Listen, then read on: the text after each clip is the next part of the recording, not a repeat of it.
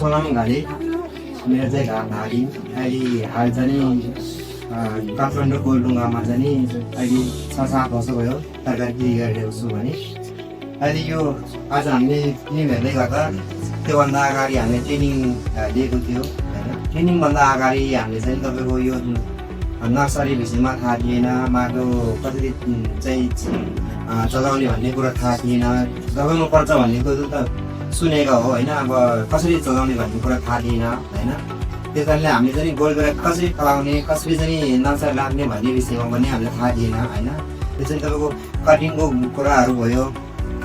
एकचोटि म गोलबेरा लाउँदै गर्दा सुरुमा फलेको चाहिँ फुल फाल्नुपर्छ भनेर भनेको छु होइन। मैले सबै फालिदियो होइन। लगभग अब त्यसमा होइन रहेछ होइन। अब पछि घुस्दै आयो यो तालिमबाट चाहिँ हामीले मलाई चाहिँ धेरै अनुभवहरू पायो। त्यसपछि चाहिँ बिसारी छ्याप्ने कुराहरू भयो र बिसारी हामीले चाहिँ तपाईँको झोलमोलहरू पनि बनाउनु मिल्ने रहेछ अनि बिसारी पनि बनाउनु मिल्ने रहेछ। हामीले चाहिँ अर्ग्यानिक भन्ने अहिलेसम्म चाहिँ मैले चाहिँ धेरै बिसारीहरू प्रयोग गरिरहेको छु भने अबदेखि चाहिँ कम हुने रहेछ भन्ने मैले महसुस भइसकेको छु होइन। लगभग मेरो 10-11 रोपनीमा चाहिँ एक सिजनमा अथवा 2-3 लाख चाहिँ तपाईँको बिसारी नै जान्छ होइन। त्यस कारणले चाहिँ अहिले चाहिँ यो ट्रेनिङ पाइसकेपछि चाहिँ तपाईँको 1 लाख समथिङ चाहिँ तपाईँको खर्च होला जस्तो मलाई लागेको छैन नि। यो हामीले झोलमोलबाट नै तपाईँको के भन्छ भगाउने रहेछ, किराहरूले नमारिकन भगाउने रहेछ। त्यो विधिहरूले हामीले सिकायौँ होइन। अनि त्यसपछि त्यो के भन्छ टायरहरू बार्ने कुराहरू भयो होइन। अनि त्यो चाहिँ भाँडेहरू चाहिँ त्यहाँ चाहिँ ट्यापमा बनेर नि त होइन। त्यस कारणले चाहिँ त्यो कुराहरू पनि सिक्न पाएको होइन। धेरै फाइदा भएको छ मलाई चाहिँ है। नमस्ते, मेरो चाहिँ शान्ति तामाङ हो। म चाहिँ उता चाङगाजालीमा 5 रोपनी छ। मेरो 5 वर्ष पुगेर 6 मटेको अहिले। मैले 5 वर्ष एक्सपिरिमेन्ट सकेर पनि अहिले 5 वर्ष थपेछ। अहिलेसम्म मैले चाहिँ के गरेको थिएँ भने अब जस्तो भयो भने पैसा नभए पनि उता अर्कालाई साबती दिएर भए पनि ल्याएर के अरे औषधि ल्याएर छरिदियो कि। अस्ति यहाँ आएकोदेखि चाहिँ झोलमोल अनि त्यही अनि प्याज हामीले फालेकोले अलिकति मोल हुने रहेछ। अब आलु प्याजहरू त्यस्तोहरू फाल्छौँ त हामीले काटेर, त्यसले नि मोल हुँदो रहेछ। अनि तितो बत्तीहरू त्यसले नि औषधि हुँदो रहेछ कि त्यो चाहिँ मलाई धेरै नै राम्रो लाग्यो। अनि किनभने अब सानो सानो बच्चाहरू भएको त अब काम गर्दा गर्दै भित्रै छिर्छ, हामी भित्र जानुपर्छ। त्यसको लागि पनि अब ननुहाइकन त अब त्यो औषधि छरेपछि त भित्र जानुलाई खानुलाई अब भचाउने झ्याप्पै आइदिन्छ होइन। त्यो फलिदिएपछि चिप्न आउँछ। त्यसमा चाहिँ यो अर्ग्यानिकमै राम्रो लाग्यो मलाई त यति हो। मेरो जानकारी लाग्नु हो अहिले करिब 70 पुग्नु लागेको छ। यो गर्दा अगाडि मैले धेरै काम गरेँ। यहाँ आएर मेरो 7 वर्ष भयो र विरोधकारी चाहिँ यो तरकारी खेतीहरू किनभने यसमा कुनै टाइम पनि छैन।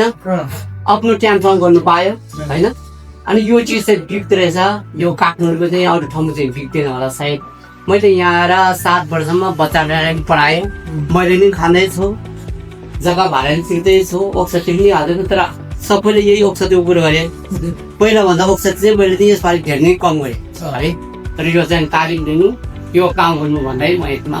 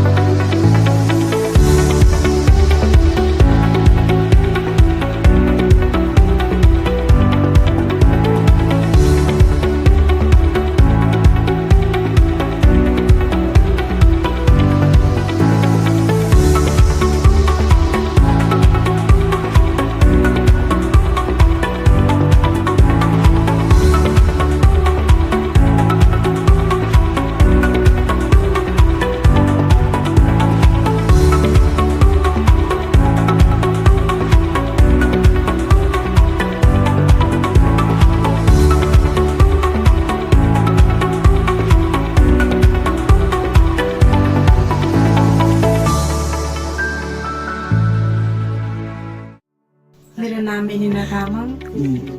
मैले चाहिँ सिकेको कुराहरू चाहिँ अब झोलमोल बनाउने, अनि माटो कसरी चेक गर्ने, अनि कुन किरालाई मार्नुहुन्छ कुन किरालाई मार्नु हुँदैन सबै किरालाई छुटाउने अनि अब कसरी यो भेना चाट्दाखेरि कसरी उखाल्ने एकदम ठिक धन्यवाद सल्लाह तामाङ हो आजको यो तपाईँहरूको कार्यक्रमबाट चाहिँ हामीले धेरै कुराहरू सिक्यौँ हामीले स्कुलिङ लेभलमा चाहिँ नसिकेको चाहिँ होइन हामीले सिकेको हो तर पनि यस्तो विस्तृत रूपमा चाहिँ हामीले सिकेका थिएनौँ यसरी माटोले चिन्नुपर्छ यस्तो गर्नुपर्छ उस्तो गर्नुपर्छ झोलमलहरू बनाउनुपर्छ भनेर चाहिँ हामीले सिकेका थिएनौँ तर धेरै ज्ञान पायौँ हामीले अनि यो प्रोग्राम चाहिँ कतिको पोसिबल छ भन्दाखेरि चाहिँ म चाहिँ पोसिबल नै छ भन्छु किन भन्दाखेरि सबैजनाले इच्छा भयो भने चाहिँ यो कार्यक्रम चाहिँ गर्न सकिँदा यसलाई चाहिँ व्यवहारमा चाहिँ लागू गर्न सकिन्छ भनेर चाहिँ म